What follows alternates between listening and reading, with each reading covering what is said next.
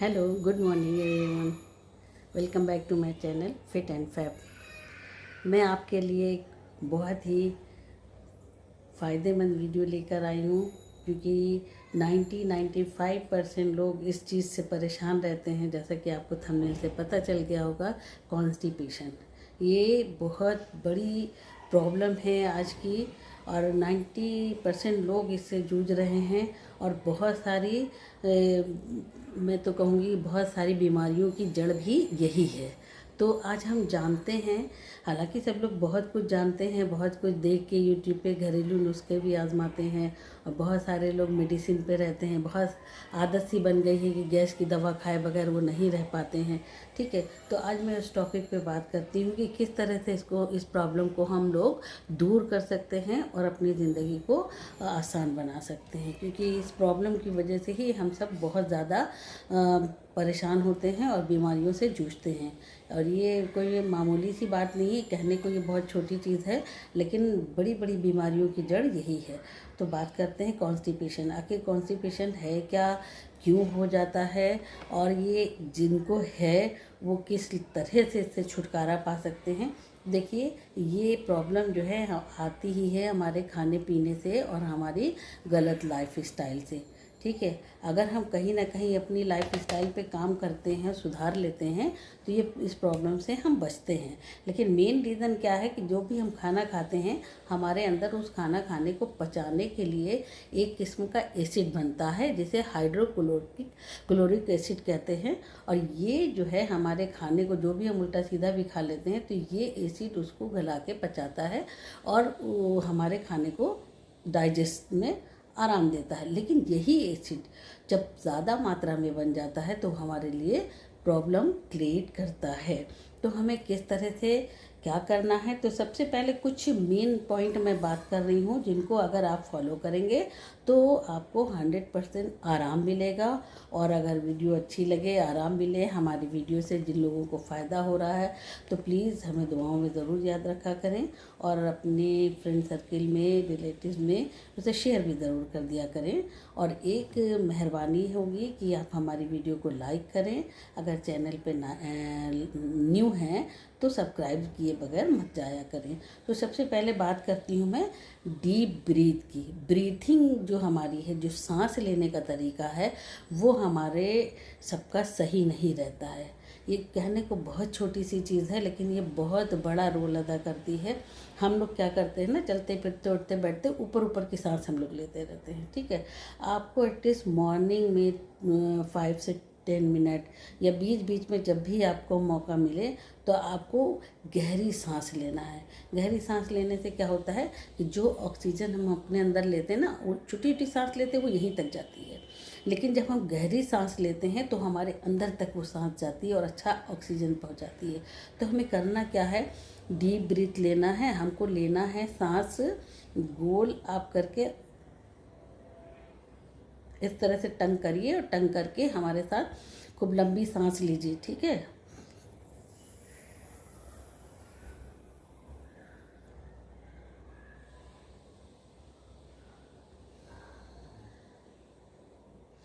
क्या करना है आपको, इस तरह से देखा आप करेंगे तो महसूस करेंगे कि अंदर बहुत सी ठंड ऐसी पहुंच रही है, और हमारे पेट के अंदर तक की ये अच्छा सा जो है ऑक्सीजन पहुंच रहा है, ठंडक पहुंच रही है। और फिर जब हम इनहेल करेंगे इस तरह से, और एक्सेल करेंगे, जब हम बाहर सांस छोड़ेंगे तो अपने नाक के नथनों की तरह द्वारा छोड़ देंगे। तो कम से कम इसको आप अपना रूटीन बना लीजिए। नंबर 1 इस पर फोकस करिए। नंबर 2 पे मैं कहूँगी मेडिटेशन बहुत ज़रूरी है। मेडिटेशन पे मैं एक अलग से वीडियो भी लाऊंगी कि क्यों ज़रूरी है, क्या है। आपको 10 मिनट का मेडिटेशन मॉर्निंग में और सोने से पहले 10 मिनट का मेडिटेशन करना चाहिए। उससे क्या होता है, सबसे पहले तो मेडिटेशन में हम सीधे बैठेंगे, सीधे बैठ के हम पूरा ध्यान अपनी सांसों पे देंगे। तो उससे क्या होता है, हमारे अंदर बहुत एक कॉन्फिडेंस तो आता ही आता है। जो कुछ हम कर रहे हैं ना, एक जो भी हमारे अंदर सांस का प्रक्रिया है, या जो हम खाना खाते हैं, मतलब हम फोकस कर सकते हैं, अपने किसी फैसले पे फोकस कर सकते हैं। तो ये भी बहुत ज़रूरी है, मेडिटेशन करना बहुत ज़रूरी है। पावरफुल एक चीज़ है जिसको इसको करके आप पूरी तरह से मतलब हेल्दी रह सकते हैं और आप मेंटली तौर पे भी हेल्दी हो जाएंगे।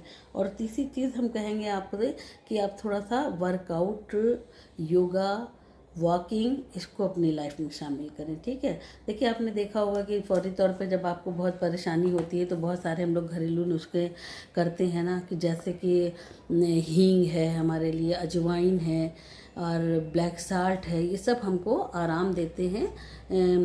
अब उनको सही खाने का तरीका भी मालूम होना चाहिए ना, कि जैसे अजवाइन को हमने थोड़ा सा हल्के पे तवे पे भून लिया, भूनने के बाद उसको जो है उस थोड़ा सा काला नमक के साथ अपनी ज़बान पे रख लें, थोड़ा सा चबा लें, उससे भी फौरी तौर पर रिलैक्स होता है इंसान। और ज़ीरा है, ज़ीरा भी बहुत सारे लोग देखो ज़ीरा वाटर पीते हैं कि कहीं ना कहीं वो वज़न कम करने में आता है, लेकिन ये सब चीज़ वक्ती है। और जो दवाएँ लेते हैं, दवाएँ तो बिल्कुल ही समझिए वो सिर्फ वक्ती हैं। आप लेंगे आपको आराम आ जाएगा, लेकिन उसके बाद फिर जहाँ कंडीशन आपकी थी वहीं है। तो बहुत सारे लोग पूरे मेरी नॉलेज में है और वाकई ऐसे लोग हैं जो बहुत सारे कि बगैर जो है तो गैस की दवा खाए रह नहीं पाते हैं। तो ये भी बहुत अच्छी चीज़ नहीं है। आप दवाएं जितनी ज़्यादा खाते हैं कहीं ना कहीं उसका साइड इफ़ेक्ट भी होता है। आप घरेलू चीज़ें इस्तेमाल कर रहे हैं वो अच्छी चीज़ है।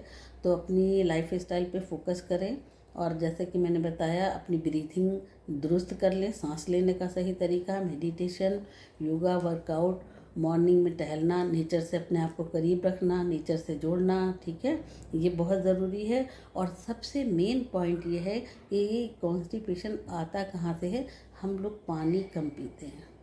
बहुत बड़ी प्रॉब्लम लाता है जो पानी कम पीते हैं, इससे भी बहुत सारी परेशानियां आती हैं। बहुत सारी देखिए हम जो भी खाना खा रहे हैं ना, अच्छा बुरा सब तरह का खाते हैं, तो हमारी बॉडी जो भी है ना, जो आसान चीज़ें हैं वो तो पच गई ठीक, लेकिन कुछ चीज़ें हमारा खाना पीना अच्छा नहीं रहा, फास्ट फूड खा लिया हमने, बाहर का रेस्टोरेंट का खा लिया, या हमारे खाने में जो है तो रिफाइंड चला जाता है, जैसे मैदा खा लिया, रिफाइंड ऑयल लिया, और बहुत सारी ऐसी चीज़ें हैं कि जो हमारे लिए नुकसानदेह हैं और हमने खाया उसको, फिर वो क्या करती हैं, वो हमारे डाइजेशन में प्रॉब्लम करती हैं। और हम पानी कम पीते हैं तो भी हमारा डाइजेशन नहीं अच्छे से हो पाता है।